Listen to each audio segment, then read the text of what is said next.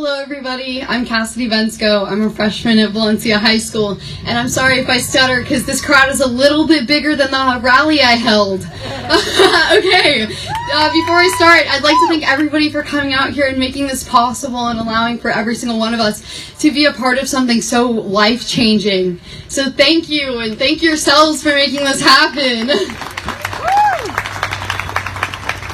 And with that, I'd like to start. Okay.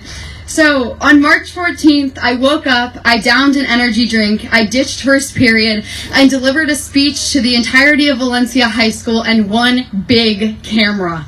My legs shook and my ears were filled with the contrasting sounds of support and jeers. And as I ended my message of power to the students, I left campus, and out of pure serendipity, I came across 40 complete strangers who had the same fire brewing in their belly, ignited by a resolute need for change as myself.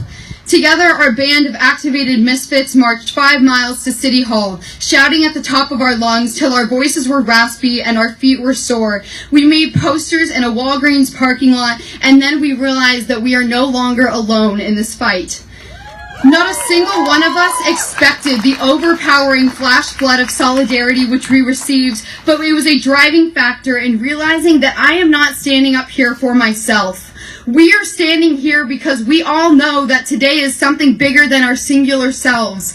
I am standing here because we can no longer resort to letting the senseless loss of hundreds of lives roll off of our backs as a coping mechanism, to deny the reality that we as students could join these hundreds as the number of school shootings continue to climb with no consequence other than the loss of our innocence.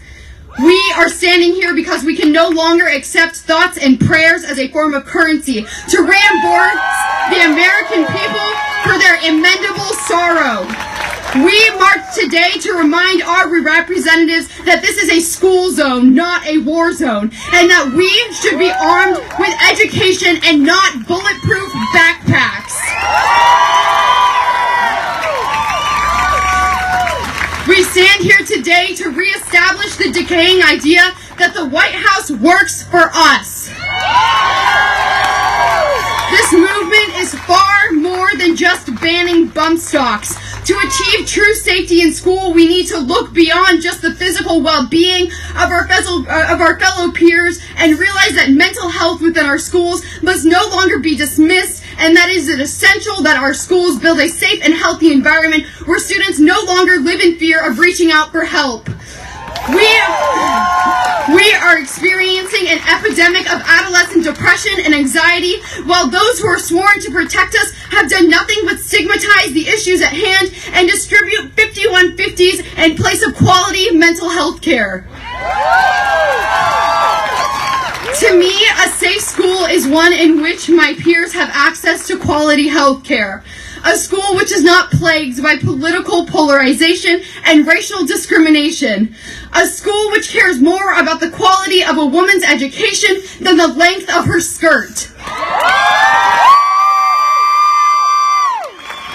A safe school to me, and I hope to all of you, is one in which my education is not tainted by my fear of bullets. Because in today's America, students' lives are being cut short in the same institutions which were created to breed the longevity of thought. Thank you.